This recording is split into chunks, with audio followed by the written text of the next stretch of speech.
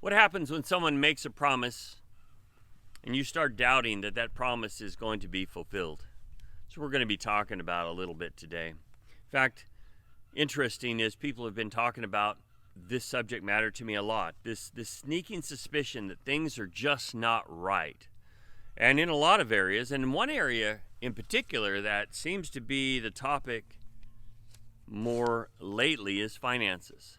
And when you start seeing just excessive spending and unprecedented debt, it's rather unnerving. People are beginning to pull back and they're not spending like they did before. They're starting to look at things a little bit different.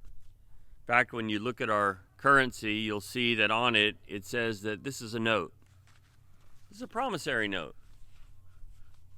Why isn't it money? Well, on August 15, 1971, President Nixon declared that the U.S. dollar would no longer be attached to the gold standard.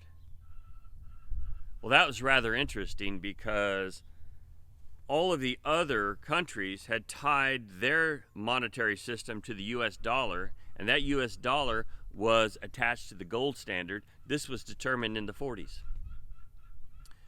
Now that we were unanchored from the gold standard, now we're somewhat adrift, and even other countries are wanting to pull back. So what happens with this system? Well, this system, because it's not attached to anything, is a situation to where it is a debt-based system. And so they have to continue to borrow money. Think about it this way. If there was $1 in existence and you borrowed that dollar that you might use it, but there was interest with it, where would you get the second dollar? Well, you would have to print it. And this is what the Federal Reserve has been doing. The Federal Reserve, which is not attached to the government, is loaning that money to the U.S. government. They are printing this money, and this creates inflation. We know this. And so what happens is that the more of these that you have, the less they're worth. And so now they are in trouble because obviously inflation is a lot worse than what they're reporting. They're skewing the numbers. If they were accurately reporting the numbers, then Social Security would have to keep up with it. That would create more issues for them. And so this becomes a major problem. Other countries see this, and so they manufacture a weaker currency so that we'll ship all of our manufacturing overseas. This creates a problem. People feel that we might be marching into hyperinflation. And so when you feel that your promissory note may not be upheld, you have a couple of choices. Either continue to trust in this world system, the God of Mammon, or trust in the true and living God. In our devotional today, we have a very interesting situation where Joseph interpreted a dream. We talked about that yesterday. He did it for the butler and he did it for the baker. And it didn't end well for the baker, but for the butler, he said, "Remember me." And so he went back, and Joseph's probably thinking, man, anytime now I'm going to get out of here. Anytime it's going to happen for me. And what had happened, but the butler forgot about him. Until the Pharaoh had a dream, and he says, I know a guy.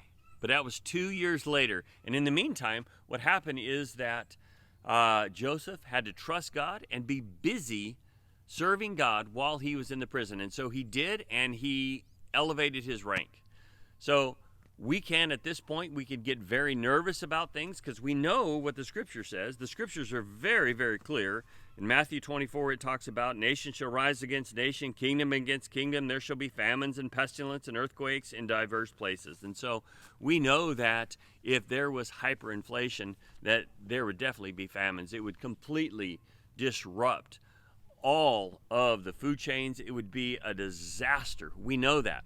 And so we can be anxious about that, or we can trust in God. Because guess what?